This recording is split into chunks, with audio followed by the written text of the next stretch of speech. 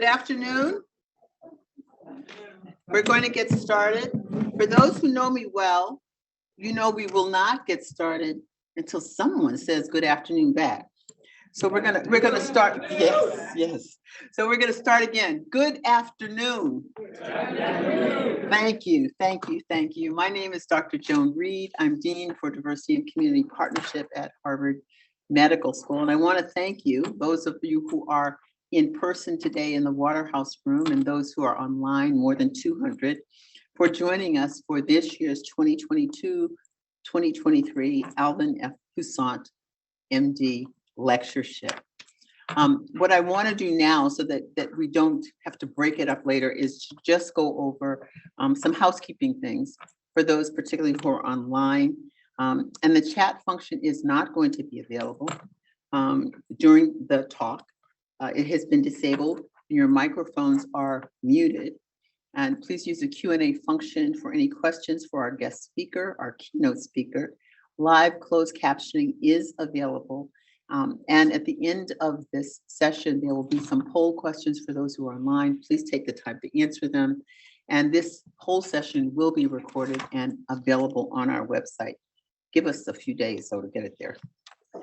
And again, I want to welcome you to the 2023 Alvin F. Poussaint MD Visiting Lecture.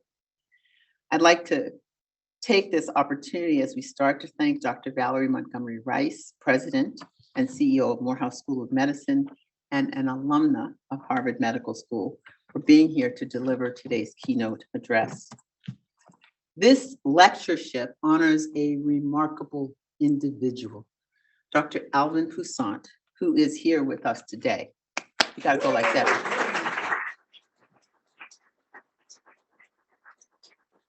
He is joined by the remarkable Dr. Tina Poussaint. Come on, Tina. Both of you have to learn to do just, that royal kind of thing.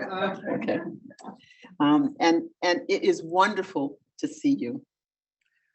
Alvin Francis Poussaint is Professor of Psychiatry Emeritus at Harvard Medical School and served Harvard Medical School for many decades, most recently as the Associate Dean for Student Affairs for nearly 30 years until his retirement in 2019. He joined Harvard Medical School in 1969, becoming founding director of the HMS Office of Recruitment and Multicultural Affairs, the author of many books and articles, a leader in child psychiatry with a particular focus on the development of African American children. Before coming to HMS, as many of you know, Dr. Poussaint was directly involved in the US Civil Rights Movement. He participated in the historic 54-mile march from Selma to Montgomery in 1965, providing medical care to those who marched.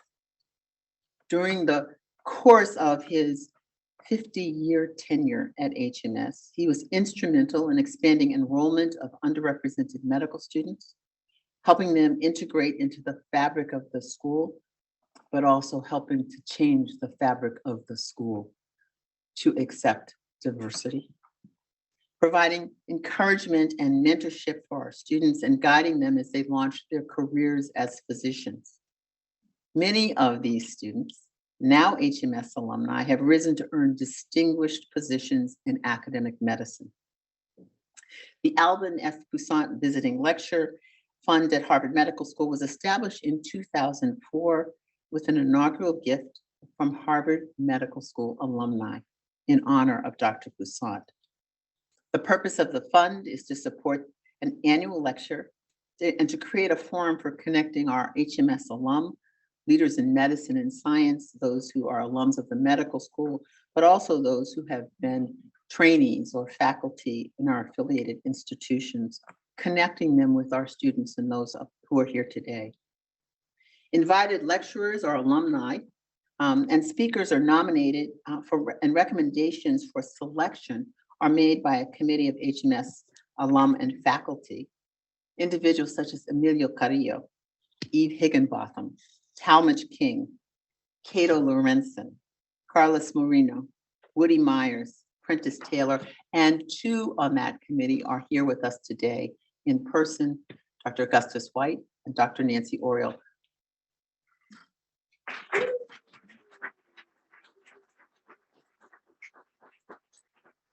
Previous speakers have included Paula Johnson, then Associate Professor of Medicine at Harvard Medical School and current President of Wellesley College, Michael Foggs, former President of the American College of Allergy, Asthma, and Immunology, Raul Ruiz, the son of California farm workers who received 3 graduate degrees from Harvard, served as an emergency room doctor, and then was elected to the U.S. House of Representatives. We're proud to say that this year marks the 19th Poussaint Lecture, the 18th visiting lecture, because Dr. Poussaint himself delivered the inaugural keynote in 2005. I now want to turn the podium over to Dean George Daly, Dean of the Faculty of Medicine at Harvard Medical School, who is joining us to extend his welcome, but also to introduce our keynote for today. Dean Daly.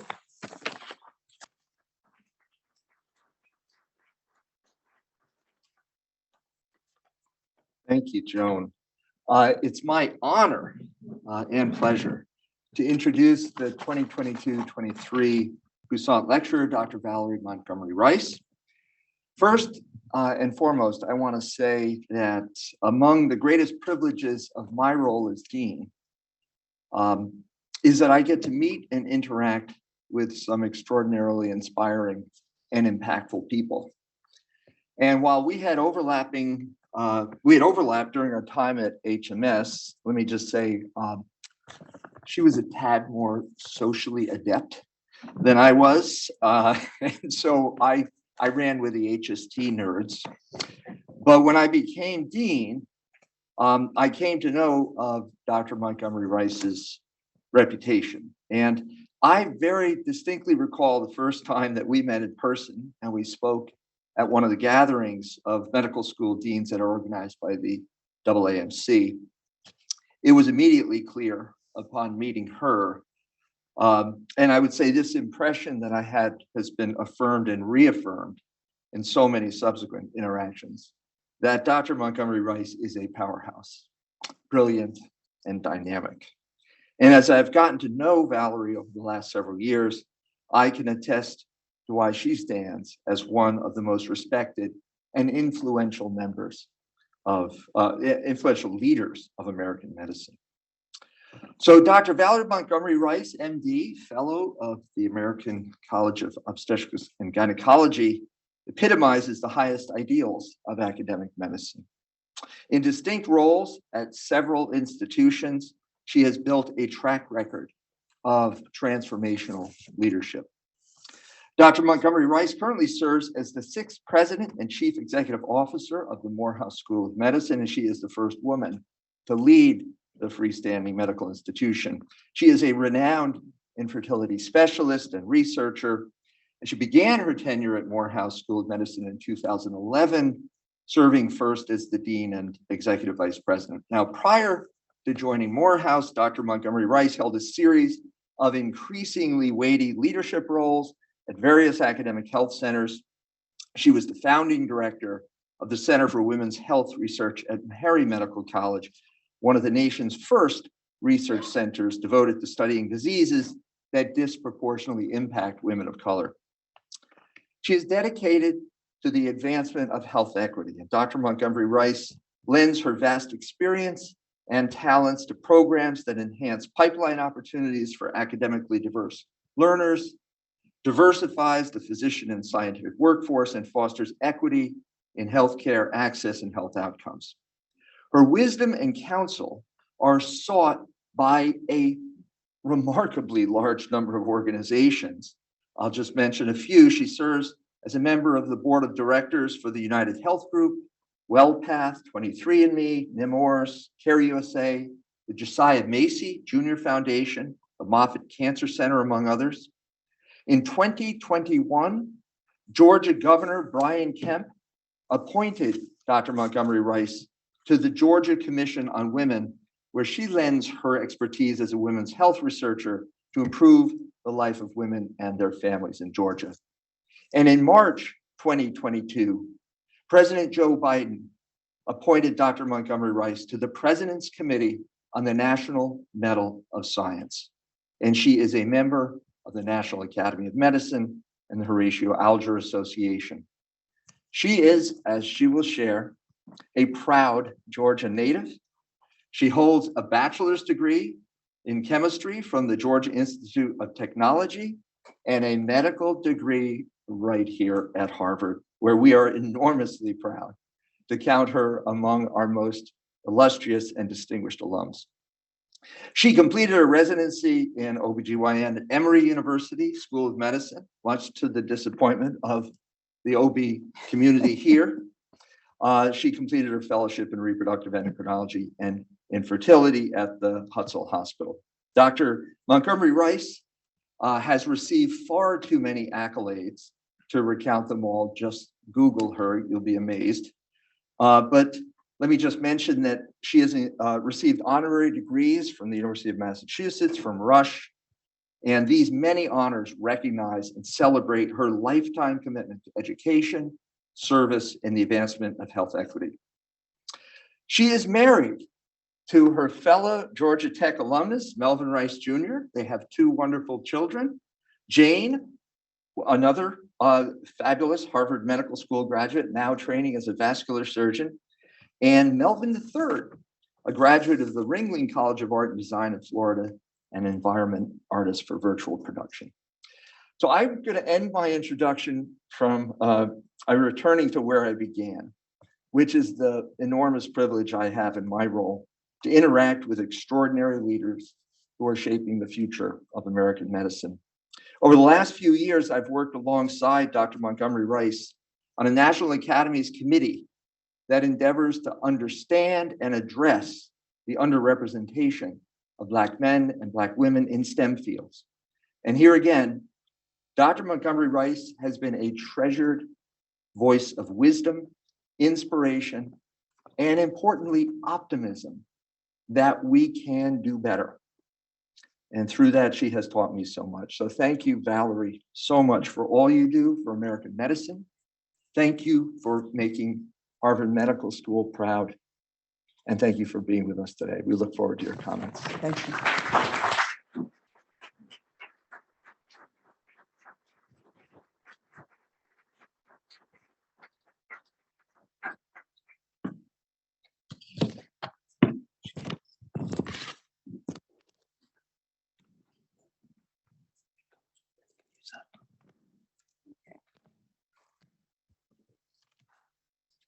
I am very proud to be here.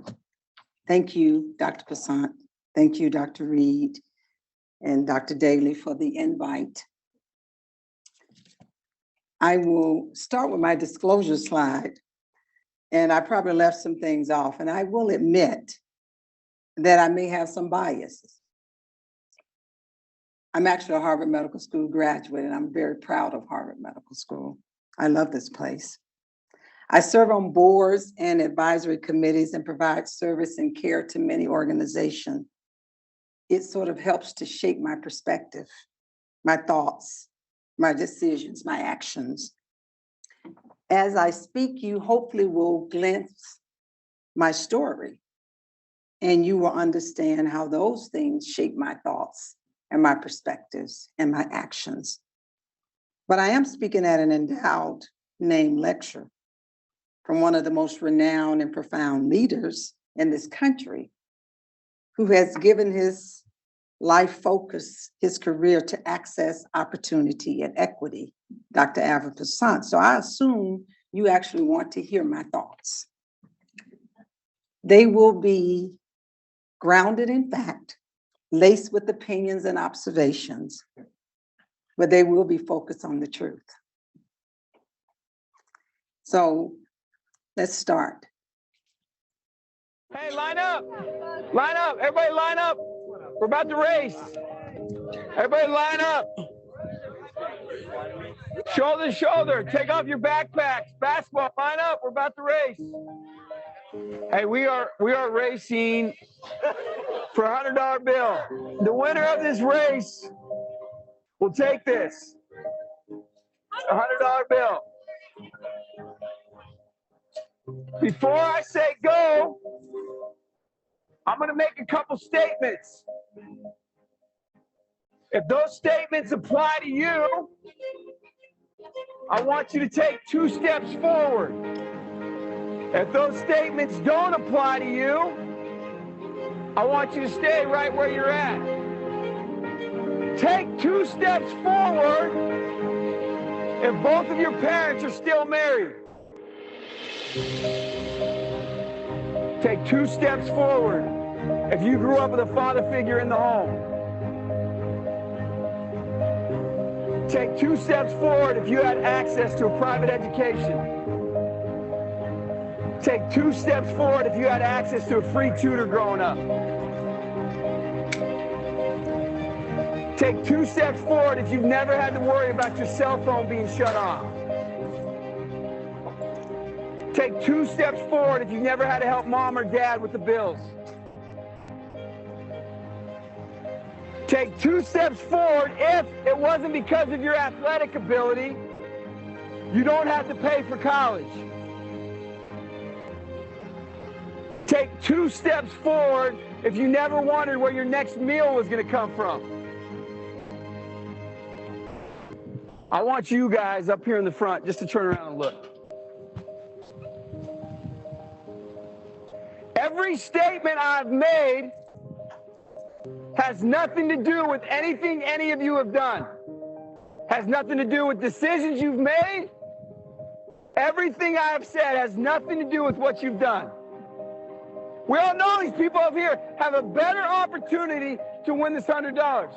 Does that mean these people back here can't race? No. We would be foolish to not realize we've been given more opportunity. We don't want to recognize that we've been given a head start. But the reality is we have. Now, there's no excuse. They still got to run their race. You still got to run your race. But whoever wins this $100, I think it'd be extremely foolish of you not to utilize that and learn more about somebody else's story. Because the reality is, if this was a fair race and everybody was back on that line, I guarantee you some of these black dudes would smoke all of you. And it's only because you have this big of a head start that you're possibly going to win this race called life. That is a picture of life, ladies and gentlemen. Nothing you've done has put you in the lead that you're in right now. When I say go, on your mark, get set, go.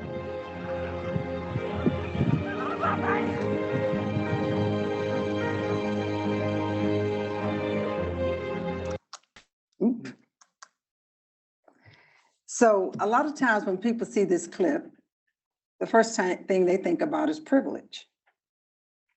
I actually think about clarity and opportunity.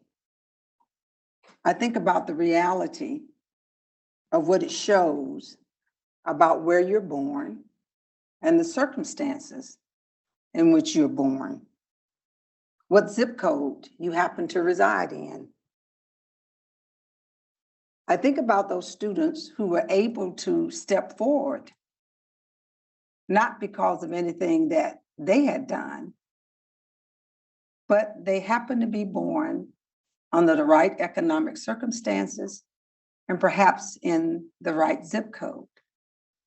I think about those students who were not able to step forward. They too didn't do anything wrong. They happened to be born under different circumstances and in a different zip code. The one thing, though, is that they should be given the opportunity to compete. And they all have to run the race. The question is, do they get to the finish line? Do they, in the environment that we're living in, where we are in a post-COVID era, where we are waiting on a SCOTUS decision on affirmative action, where we're living in an environment with gun violence and people taking books out of libraries that give us information about our past, when we're living with social unrest, do we appreciate the advantages and disadvantages? Do we understand how they influence who gets to the end of the race? Because it is about where they start from.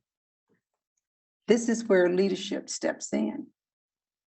Leadership is a relationship, and it begins with connections. Education matters, mentorship influences, and sponsorship impacts. For me, it begins with who mentored me. This is in Rennes, Georgia, where I spent most of my summers with my grandmother.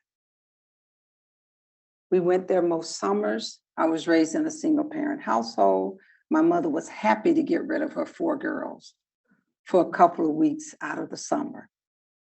I don't think we had running water at my grandmother's house until I was about 6 or 7. But those were happy times. Those were the persons who mentored me with emotional support. That was my intellectual community. That was my access to opportunities. That's where accountability and care became a part of my makeup. I have looked at my life through a fundamental graph of public health. On the y-axis, I've always been striving to maintain my health. On the x-axis, I've always been trying to influence my socioeconomic status, because I believed that influencing your socioeconomic status increase your opportunities of choice. So I wanted to figure out, how do you move along that slope? There were a lot of things that systemically and publicly could happen. A mentoring program for inner city high school students would potentially help me move along that x-axis. Improve antibiotics to prevent infection after surgery. When I had osteomyelitis as a child and spent 94 days in the hospital, that actually improved my health, but didn't necessarily move me along that x-axis. How about a scholarship program? And what about ethnic diversity training for primary care physicians?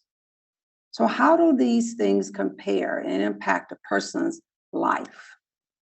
We know that less education is linked to worse health. So we know that education matters, and that people who have less than a high school diploma self-rate themselves as being in poor health. But I can tell you that every time I made a decision that allowed me to move along that slope. I was born in rural Georgia, raised in a divorced single parent household, graduated from high school, graduated from Georgia Tech, graduated from Harvard Medical School, did a residency, did a fellowship, became tenured as an associate professor, dean and president, and now president, that the key thing for me was education. Education was the great equalizer. And it allowed me to move along that x-axis and make choices that allowed me to impact my health. It also allowed me to make my passion my purpose, because I didn't start out wanting to go to medical school. I just didn't want to be an engineer. And I loved math and science. And I loved math and science and people. So I sort of put that together. And then my love for taking care of women started here at Harvard Medical School. And I combined that with women's health research. And then I recognized that I could contribute to educating and training the next generation and addressing health disparities. And I could work towards the achievement of health equity. It took me lots of places. I had to be willing to move. I had to be willing to take risks. I've worn different hats and had various jobs, but I've always made sure that they were aligned with my passion. Okay, I must have did something. Move that thing. I need the IT expert to move that little. Sorry. Thank you.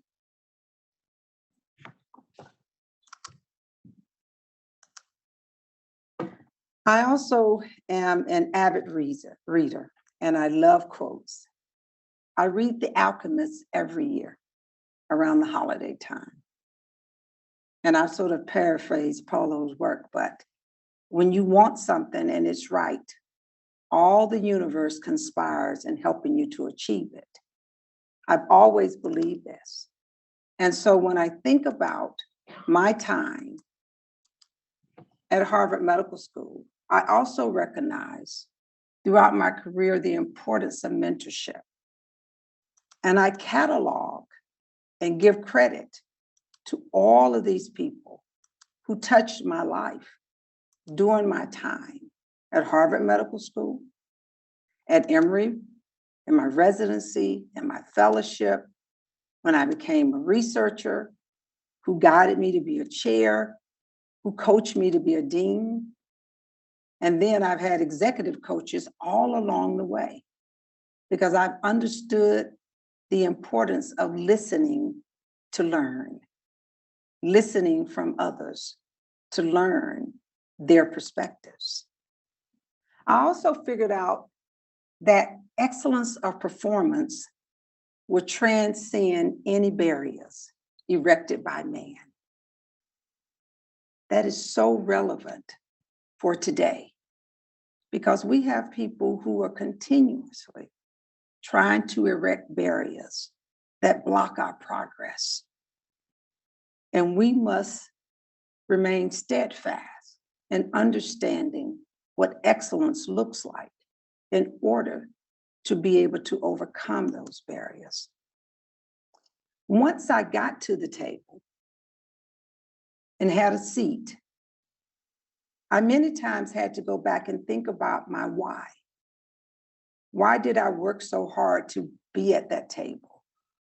Who was I willing to mentor and sponsor to make sure that the table reflected the people who we were trying to promote or assist or advance? So I've tried to build good teams that build their relationships based on trust and try to surrender the me for the we. That has brought us lots of great partnerships at Morehouse School of Medicine, when you invite others to sit at the table and to share it with you in the success. So I believe that the primary role of leaders is very simple. You should turn challenges into opportunities. That's why you get to sit in the seat. That's why you get to have the title. Your job is to remove barriers for others to be successful. My job as a leader is to remove barriers for others to be successful and to turn a challenge into an opportunity. And it happens to be fun most of the time. Ooh, I did it again. Okay, figure it out. So what have I spent my time doing? George alluded to this. Addressing one of the underlying causes of health inequity, diversifying the healthcare workforce. I'm sure Dr. Poussaint had something to do with my interest in understanding how this could be done and why it should be done.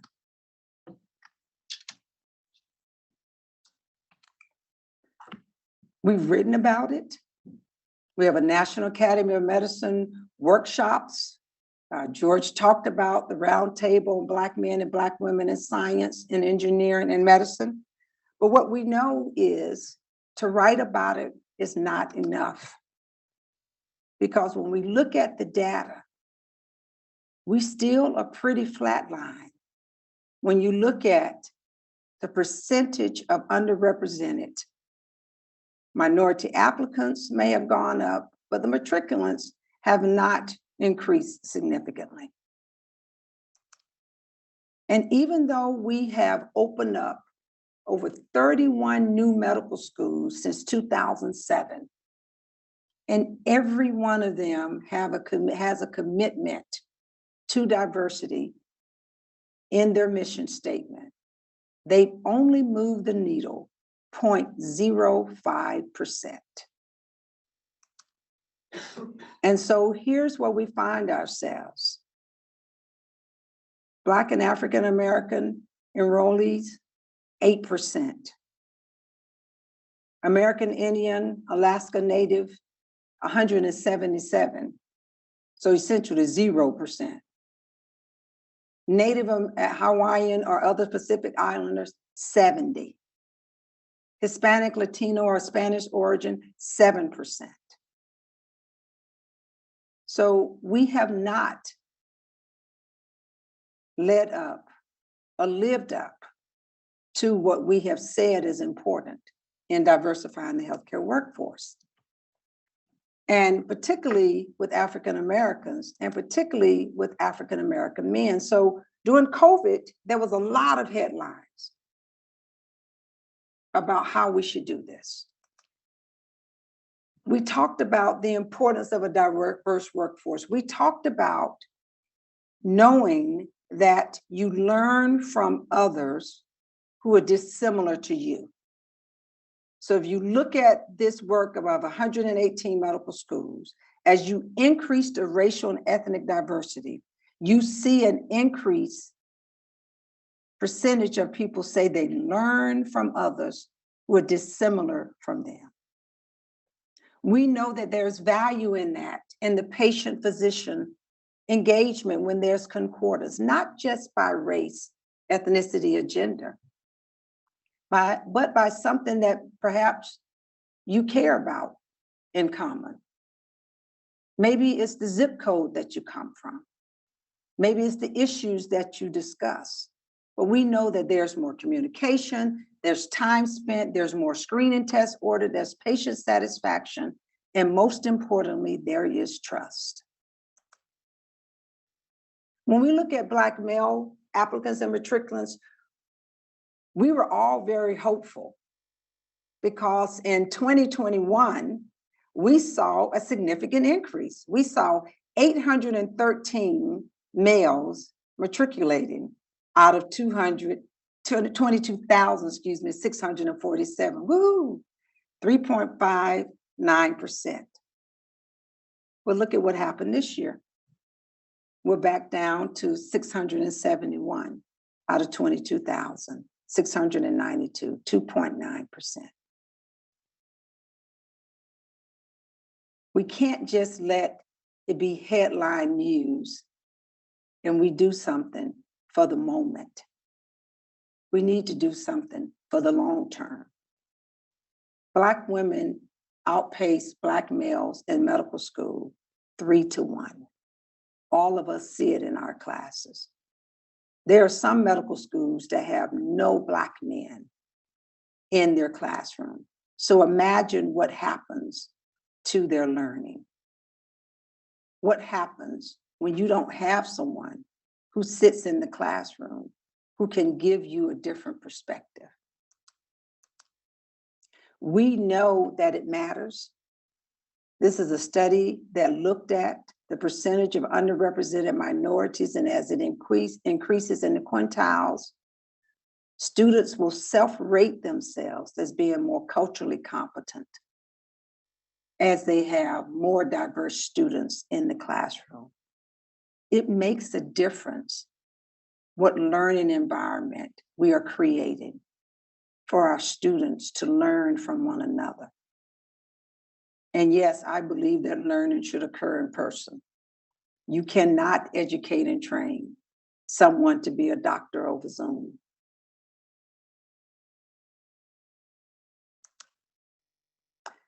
To begin to achieve equity in care delivery, institutional and interpersonal racism, including implicit bias, has to be addressed in every aspect of healthcare, including nursing school, medical school, etc.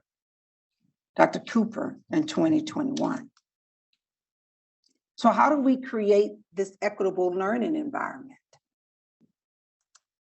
First of all, we have to understand the causes and effects and the consequences of what happens when underrepresented minority students are assessed to be lower performers.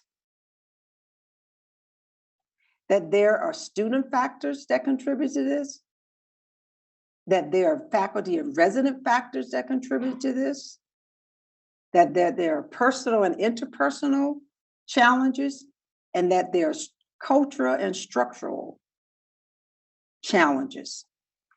And they occur a lot of times in the clinical learning environment, but they are rooted in school policies and procedures. And what it ends up being, and this has been clearly documented, that underrepresented minority students have fewer honors and grades and awards, even when you're on pass-fail systems. And therefore, that translates to fewer career opportunities, fewer choices for specialty training.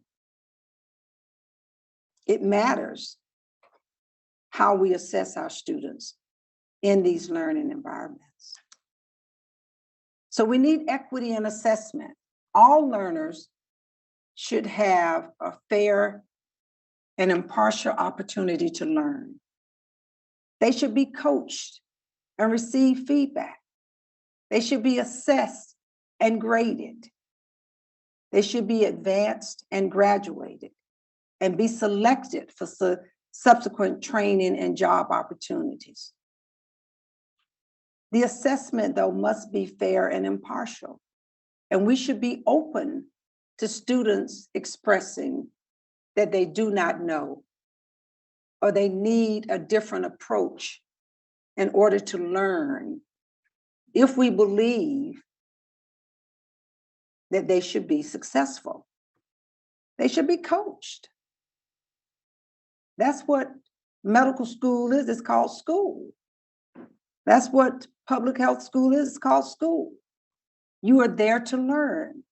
We expect for you to make mistakes, but then we expect as the faculty to be able to coach and provide you with constructive feedback that allows you to do self-assessment and to be graded such that you can be advanced, graduated, and selected for the next job. One of the challenges as I go around and talk to many schools is that they don't examine their own data. They actually think about the students who are not performing, yet they don't look at the intrinsic and extrinsic factors that may be influencing their performance.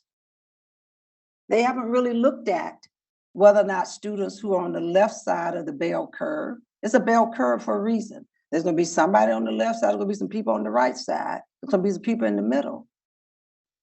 Our job should be to shift the entire curve. They haven't looked at whether or not those students on the left side eventually can perform. And it may be eventual. We're the ones who decided that medical school needed to be 4 years. Maybe it needs to be 3.5 years. Maybe it should be 5 years. Maybe it should be based on the time that it takes for someone to be deemed a master of what we're trying to teach them, such that they can translate it into the outcome that's expected. We need to think of assessment as a system, and schools should design their assessments to fit their purpose.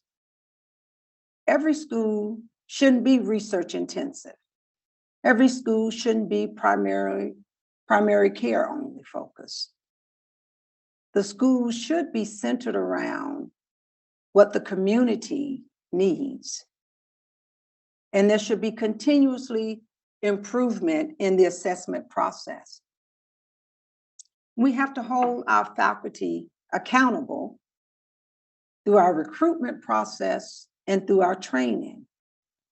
And we have to align our leadership in the equity mission, always paying attention to the learning environment, always being prepared to engage in cultural change and national discussions. Now, does a biomedical faculty that resembles the population improve healthcare? There have been studies to show that it definitely supports the improvement in healthcare. There's been data to show that racial congruency plays a role in the recruitment of minorities in clinical trials.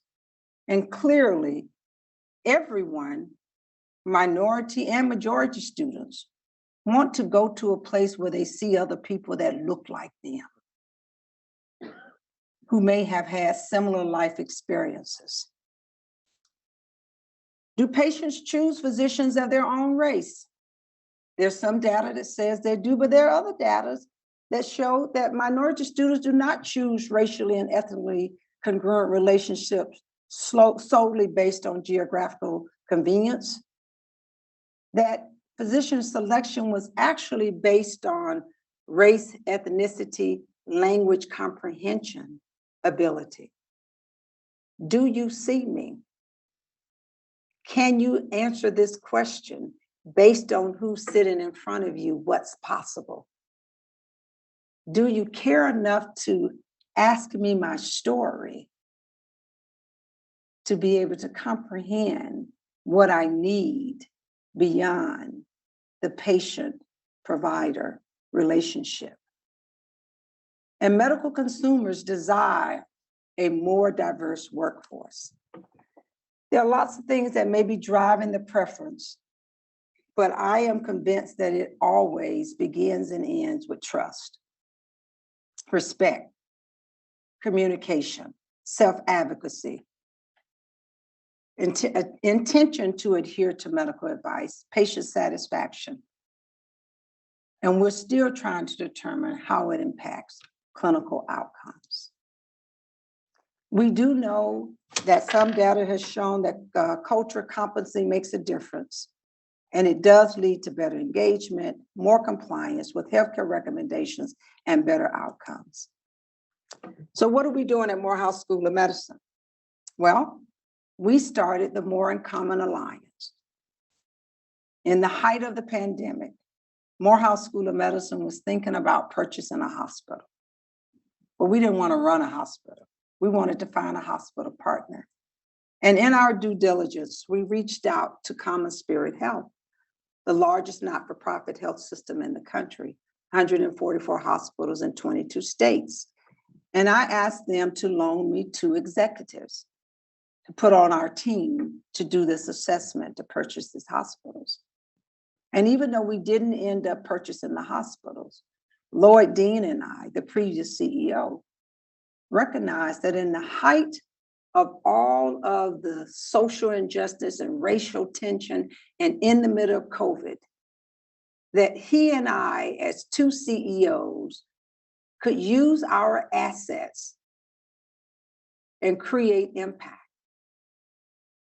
He had about 60 of his hospitals around the country that did not have representation of the providers that resembled the patient population they cared for. And we're interested in changing that. We at Morehouse School of Medicine know how to diversify the healthcare workforce. And so we moved together to create work streams that have created pipeline programs, undergraduate pathways, expanded Morehouse School of Medicine enrollment. We will build 5 regional medical campuses and 10 graduate medical education programs that will result in more Black and other underrepresented minority clinicians that will return to practice in those underserved communities that they were recruited from. And we plan and hope to build greater patient trust and compliance and better patient outcomes. There's a 10-year, $300 million initiative with them gifting Morehouse School of Medicine the first $115 million. We will address underlying causes of health inequity, and we believe it is a model that other health systems can partner with other medical schools. We envision a healthier future because we actually have more in common. We've identified our first phase locations. The class size at Morehouse School of Medicine will increase from 110 to 225 over the next 10 years, with 100 of those students going to those 5 regional medical campuses in their 3rd and 4th year, and then hopefully joining the GME programs that we're starting. It is a model that others can duplicate to address some of the issues of diversifying the healthcare workforce. Medical education and training should be more accessible. Representation will be a reality, and health equity will be realized at the scope and scale necessary to transform health for all. We're excited about this. Now, does this mean that the only solution to eliminate racial and ethnic health disparities is to increase diversity in the workforce? Clearly not. The disparity in physician numbers too wide. We can't educate just one segment of the workforce. Everybody has to be educated. Patients have to be able to feel free to choose whomever they prefer for whatever reason. And physicians should be comfortable in taking care of anyone. Now, what we know from the AAMC that if an underserved populations were to experience the same healthcare use patterns as populations with fewer barriers, we wouldn't just have a shortage of 74,000 physicians on the horizon. We would have a shortage of 145,000. So we cannot continue to expect this minority tax. Minority physicians can't do this alone. We need all hands on deck. We haven't educated and trained enough Black and Latinx or Indigenous physicians over the 40 years to satisfy the demand for concordant care. We must continue to require physicians to embrace cultural humility, to improve the care they give to patients from historically marginalized groups. We also cannot forget that if we only depend on racially concordant care, that we'll miss another factor that contributes to health disparities, and that is the social determinants of health. All of the other determinants that contribute to excess morbidity and mortality that don't have a medical solution. And of course, the political determinants of health, how we have inequitable policies, politics, regulations that impact access to care and contribute to health inequities. We need all medical schools to step up. George has heard me say this over and over and over again. Everybody needs to do their part.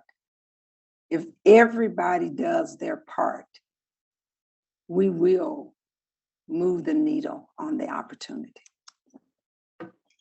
So now let's switch to science. As I used to be a scientist. I played one on television. I was in the lab. I did some great things at one point, and then I became an administrator. Science is making miracles happen every day, creating opportunities for life, improving quality of life, extending life. But the promise of hope should not be affected by your gender, your race, ethnicity, your orientation, your geographical location. And so I think about cancer genetics research as an example. So you look at the underrepresentation in the genomic data. The GWAS and the genome, it's so exciting that all of this came about, right? But only 2.4% of the genome is based on any African ancestry data. So we have a knowledge gap. And remember, we're now using this information to create clinical tools to guide us to air quotations of precision medicine. So how precise will these tools actually be? We actually have a sample and bias problem. One of my researchers, and I wanted to remember her exact quote of what she said. She said, it was actually quite a feat to attain such a tremendous systemic bias, given that the European group is not the majority of the global population, and that the majority of the global population, people of color, make up less than 5% of the GWAS data. She said, how could they have been so precise in excluding people of color? But somehow we did. It's inadequate, guys. We have a great sense of risk alleles in Europeans, but very little knowledge about the presence and the certainty of the frequency and prevalence of risk alleles in the African diasporas.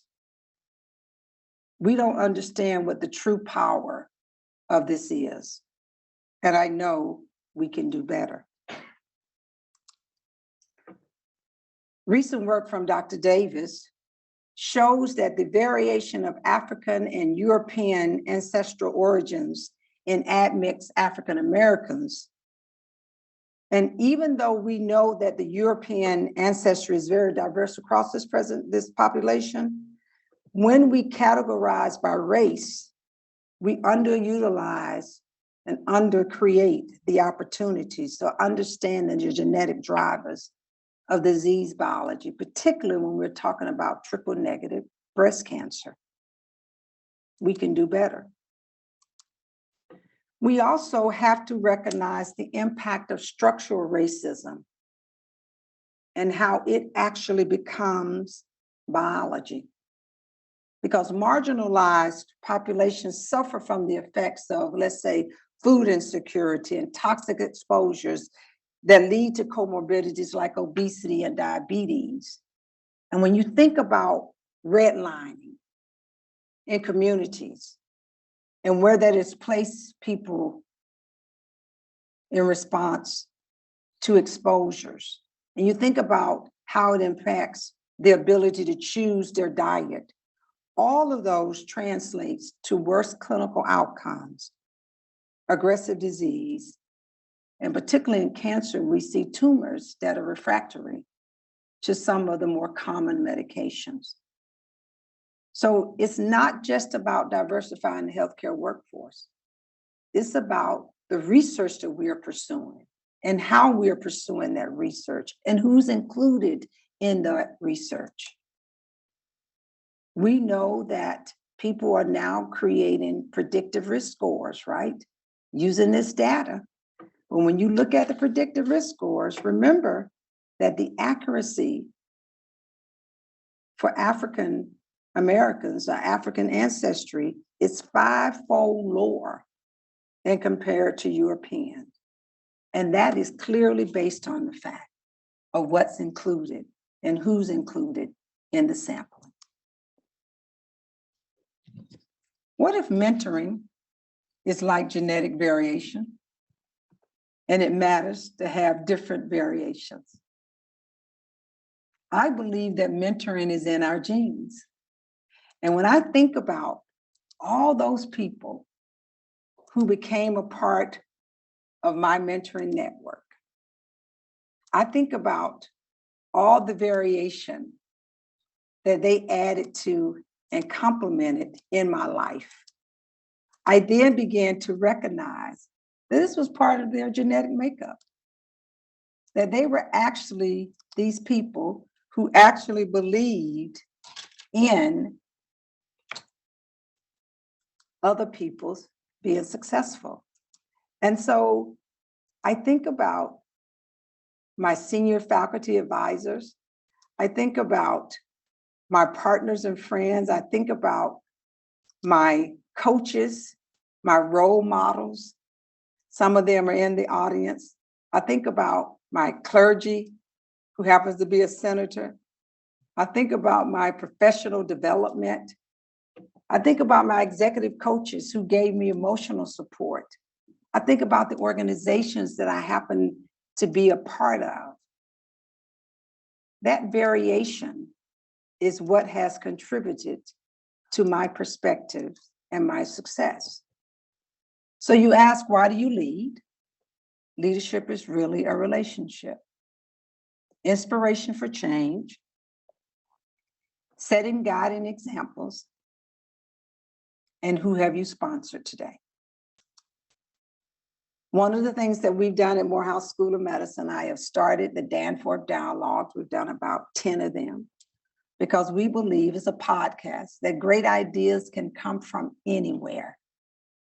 And I've had the opportunity to interview David Solomon with Goldman Sachs, the other AUC presidents, Lloyd Dean with Common Spirit Health, the woman who is the CEO of Emily's List, researchers, the CEO of United Health Group, the head of the CDC, Barney Graham, and I just interviewed Helene Gayle because she will have her inauguration as president of Spelman. And it is an opportunity for people to hear different perspectives on how people lead. And we've touched a lot of people, not just in the United States, but from around the country and the world. Because everybody is figuring out or trying to figure out how to get this right. Finally, let me speak about physician burnout. It is on the rise. It should be concerning to us. We saw a lot of people drop out of the workforce during COVID, and they're not coming back. We saw our students be extremely stressed, particularly our minority students, because they understood that COVID was disproportionately impacting people of color. They understood that they care for more people of color. So they started to think, okay, is this my destiny only? I believe that there are some things out there using technology that can make a difference. One of them is ChatGPT. We can reduce the administrative burden of our physicians. We have to embrace technology and meet it where it is and then control how we utilize technology. Peter Lee, who is the Chief Scientific Officer for Microsoft, and a couple of colleagues have a book that's coming out. I think it probably is coming out this week. The AI Revolution in Medicine. They sent it to me to do a preview. So we're beyond Chat GPT. We're now GPT-4. AI is here. Are we going to let it control us, or are we going to control it? I'm not concerned about Chat GPT being able to score high on the USMLE. I'm not concerned about it being able to take the bar exam. I'm not concerned about all of that. You can use large language models to get to lots of different answers. I'm concerned about how will we use it to decrease its administrative burden? How do we get ahead of this? Can it serve as a virtual assistant for telemedicine? Can it help with clinical decision support? Can it take care of medical record keeping? Can it do translation? Can it help with medical management? Can it help with disease surveillance? Can it help with medical writing and documentation? Can it do clinical trial recruitment? Can it create symptom checkers? Can it help with patient triage? Can it help with drug information? Can it help with medical education? Can it help with mental health support? Can it do remote patient monitoring? Let's get ahead of this. Let's not look back 10 years from now and not have been on the forefront of how we embrace this technology to improve the opportunities for our learners and those who provide care. But let me tell you what ChatGPT cannot do. It cannot replace care. This is Dr. Omar Dana, one of the trauma surgeons at Grady at Morehouse School of Medicine. Dr. Danner came to me probably about 2016. And Dr. Danner said to me, Dr. Montgomery Rice, this was after being on trauma call, and he was really distraught. He says, I am so concerned that the first time a Black male comes to the health system, it is on a stretcher with a gunshot wound or a knife lodged somewhere. And he said, I want to do something about this. So he looked at 5-year periods of male versus female at Grady and the trauma associated with that. And you can see a disproportionate number of males to females where you look at assault, gunshot wounds, or stab wounds. And then he looked at the age. And you see that most of this was occurring between the 16 and 30-year-old. And he said, what can we do about this? So he created this program called Reach One, Each One. It was a 10-week program that was based at the hospitals, that was multidisciplinary, that was faculty supervised, that was youth mentoring, that was medical exposure. They went to the operating room, they went to the morgue, they went to pathology. It was 10 weeks. And they hypothesized that a hospital-based multidisciplinary youth mentoring and medical exposure would enhance primary college enrollment and healthcare career choice and underrepresented student population. And they had great success with increasing college enrollment, health careers, pre-med, and now we're in 10 years of this. And it is a mentorship program that's been highlighted by the American College of Surgeons because it works. It works to expose people to alternatives and options.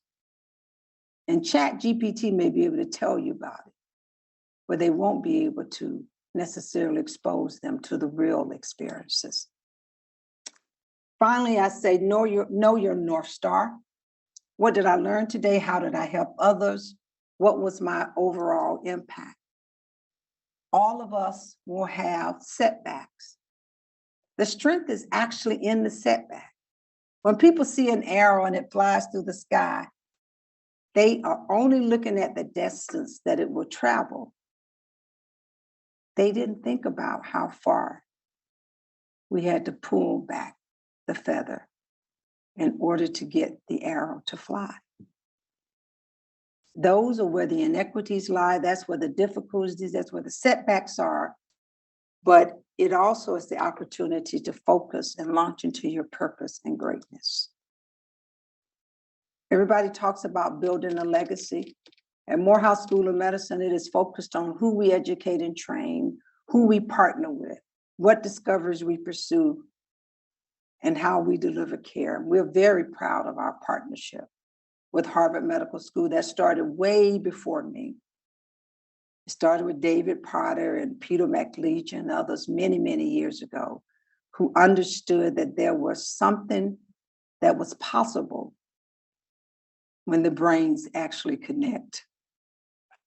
We want to transfer knowledge, we want to invest in the future, we want to create partnerships, and we want to build social and economic impact. And it's more than just about equality. It's about equity. And for us, it's about justice. We're trying to remove the fence so that nobody ever has to actually stand on different boxes. Get set. Go.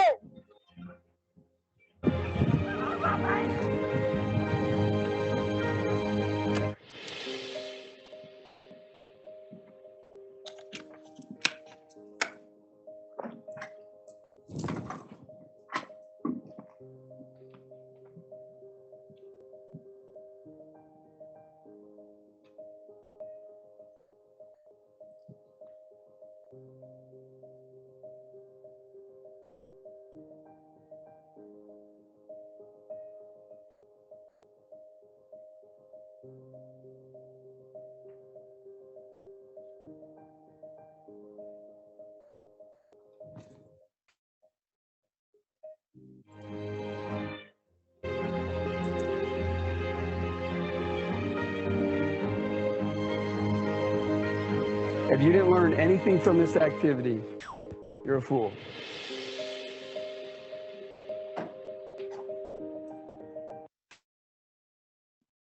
So I ask you to dream again, be courageous, pass the fear, come alive. Your purpose is greater than you, defy the darkness. And I have to show a couple of pictures. This is me in graduation a long time ago. And then I had to simulate the Gordon Hall front when Jane graduated online. And so I took a big poster and put it across my porch so that she would imagine that she was on the steps. And George, you all only sent her a hat, so I had to give her a Morehouse School of Medicine robe. I just have to tell you that. And then in the left-hand corner, she's with Shirley Marks, who is the second African-American woman to come to Harvard Medical School, but the first Spelman graduate. And Jane is a Spelman graduate. I think I can do a pointer here. And then, of course, that's me and Jane and my mentor, Ann Keesley. Ann, stand, please. Come on, be ashamed. Stand. It was really my joy to be able to have her interact with Jane. She had seen her most of her life, but to see her in that instance. And then, of course, I have pictures of myself and Dr. Poussaint and Jane and Dr. Poussaint. So it has been a pleasure to be here. Thank you so much for this honor.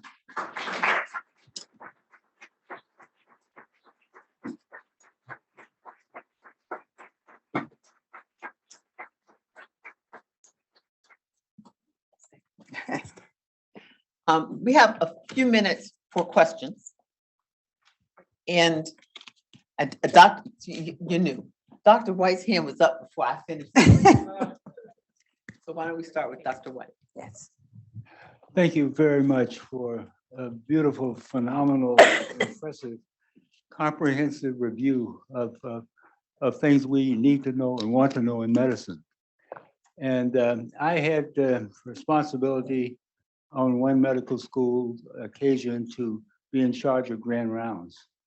And I had the opportunity to do that at another medical school. And I invited, in both cases, Dr. Montague Cobb, a distinguished African-American professor of medicine at Howard, as you know. Yes. And Dr. Cobb, on both occasions, when he went up to the podium, he paused and he looked at the audience and he said, "Good morning, my fellow humans." Mm-hmm.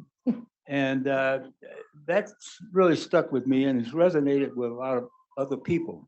And as I listened to your tremendous collection of details and specifics, I ask you, and my ambition is to continue to do what I can to pass the word on that Dr. Cobb offered. And I ask you if you would comment on that, please. Advise me as to what I can do to perpetuate Dr. Cobb's mission in that regard. So Dr. White, first of all, by your presence of being here and your presence of being here so many years, you have already done much. So we said, thank you for being you. You are one of the giants who helped pave the road for many of us to walk on. We know the work that you've done. And what I really have appreciated about your journey, as well as Dr. Poussaint, you know, some of us carry a big stick and we actually are loud. Then others actually carry a big stick and they actually walk softly. And you all have walked softly, but being consistent in what the message was. And so I would say is keep showing up and telling the stories so that we don't forget that we are not done yet and that it will take many others to continue to be consistent in the messaging. And the messaging not for just the sake of, but for the why. At the end of the day, this is actually about our patients. This is actually about preventing humans from becoming patients. This is actually about improving the opportunity for people to live and reach their optimal level of health. And if we keep our eye on the prize, as Martin Luther King Jr. would say, we will see the opportunity for people to achieve health equity. So thank you for what you have done all these years. So keep showing up. Thank you. I have a question, two questions I'm going to combine from online. And they represent our students and our residents, our Okay. future All that you right, talk yes. about. And they ask about psychological safety. Mhm.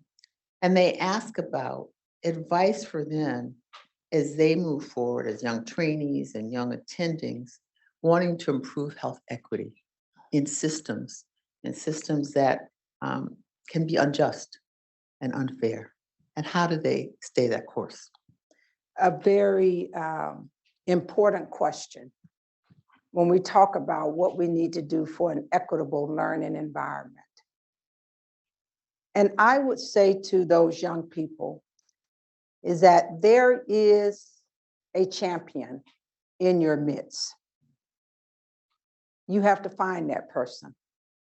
Because when you are in residency training, first of all, you're inundated with just trying to keep up with all that you're trying to keep up with. And if a program is actually committed to success, they have somebody there who actually cares beyond just the knowledge that is being transferred. And you have to find those people who you can then put and give the responsibility of being your champion. Being your champion for equity, being your champion for justice, being the one who carries the water for you. Because doing residency training is very hard to do. And for the faculty who are feeling overtaxed because they know you're the champion and they always come to you, you actually have some like-minded individuals. They just don't know how to express it yet. They haven't felt that psychological safety to say, you know what? The way that Dr. So-and-so is speaking to the residents and treating the resident is actually not right. They haven't found that space and place to be able to have that conversation. Create that space for them. Two voices are louder than one. And you will begin to see that you can build a coalition of people who care. One of the things I really do believe in, and this is why I lead from a lens of hope, most people go into medicine because they actually care about taking care of other people. Somehow they get lost, though, because we inundate them with so many other things that have nothing to do with medicine. And so as leaders, it is our responsibility to create the space for our leaders to be able and our faculty to be able to care again. That's what our responsibility is. Thank you. Thank you. Any other questions or comments? I want to thank you, Dr. Montgomery Rice. I want to thank you for sharing with us today. I want to thank you for all you have done, all you continue to do, and the way in which you do it. A true Delta. That's right. A true leader. And you know, I'm also a Delta, so I had to stick that in there for us. I had to stick that in there for us. But I want to turn to the next part of this program. Okay. Okay. And you used the term as you described Dr. Poussaint as he's given his career to access opportunity and equity. And I think of him as having given 50 years of his life to making a difference at Harvard, to opening doors, but not just opening them, but keeping them open so that others could follow. A beacon for speaking the truth, for saying what some people think but won't say, for having the backs of those on the margins and who've been left out. A visionary who believed in we could create the space and the power to change.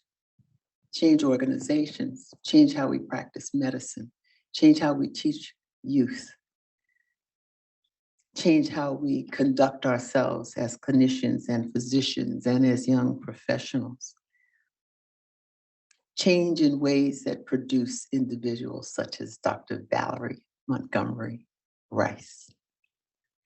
And with that, I would like to present to Dr. Valerie Montgomery Rice the Alvin Poussaint Award. But before I do it, I want to give Dr. Poussaint an opportunity to share his thoughts. Hello, thank you, Joan. Thank you, Valerie. Thank you for coming. You know, when I first came here and they started this program and opened up Harvard Medical School to minorities, the idea was in probably 5 to 10 years, we would solve all the problems. Really.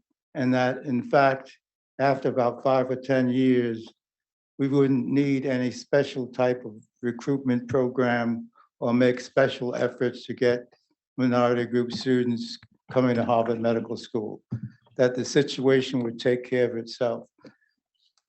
And everybody was so wrong about that, you know, so wrong, because it's obvious that long-term effort, life everlasting, that this must go on as we understand more and more about the social determinants of health and the systemic types of problems that we have that are not easy to solve.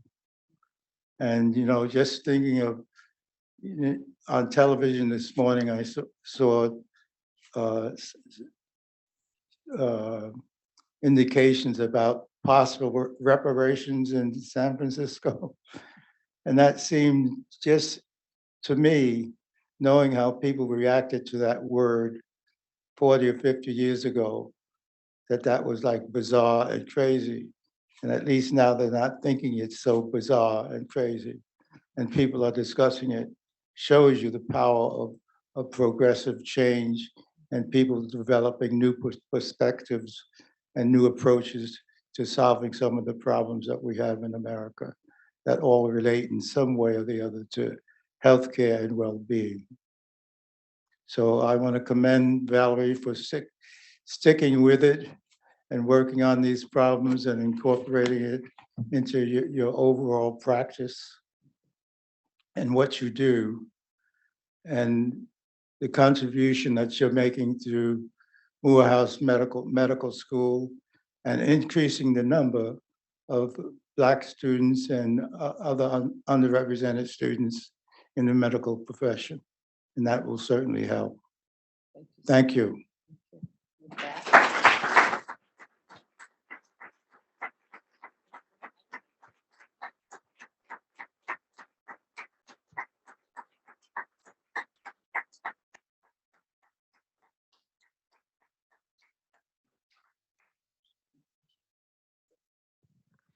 Again, it has just been my honor and pleasure to be here.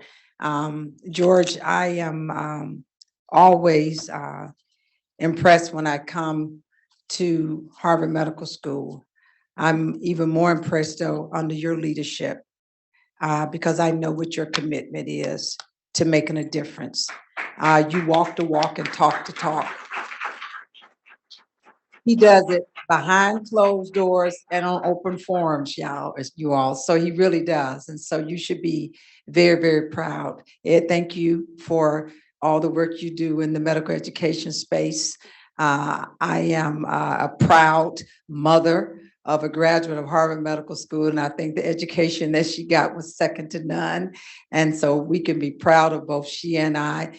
And I would have to say to the young people that I got the chance to talk to today, it was so encouraging to continue to see that we allow for open discussion and open-mindedness here at Harvard Medical School. And students were open to asking questions and always looking with hope, though, thinking about how they can make a difference. And I think that's what makes this place unique. So thank you all very much for this opportunity.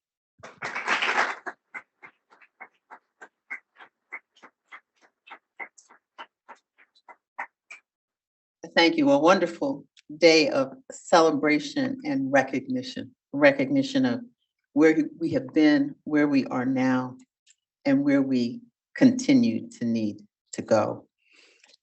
As I think about this, and Dr. Poussaint, you talk about reparations 40 years ago, I just think about 40 years from now and 50 years from now, where we will be.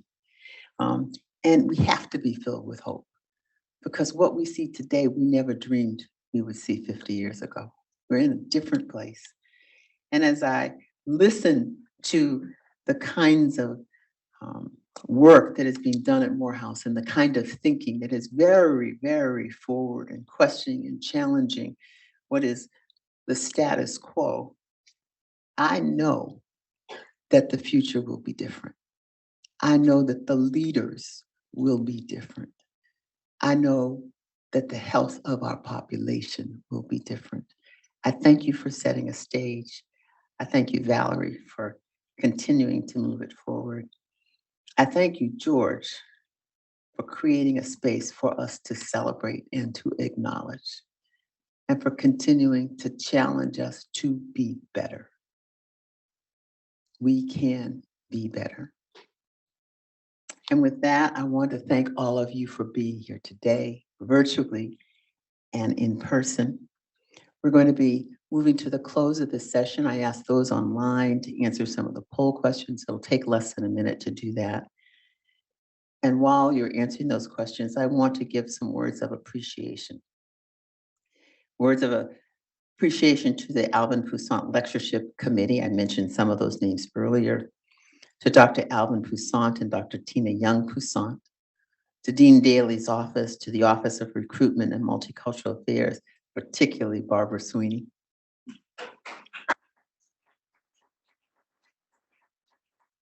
To HNS Media Services, to the Office of Dr. Montgomery Rice, Tanya, and Lisa. And to my office, the Office for Diversity, Inclusion, and Community Partnership, to George, to Ying, and to the others online who make this work. I thank you all for making today happen. It's a glorious day, a glorious day. As we close, there's some flyers about upcoming events. You'll see some on the board. There's an April 25th, a dialogue about genetic diversity, very much related to the talk today.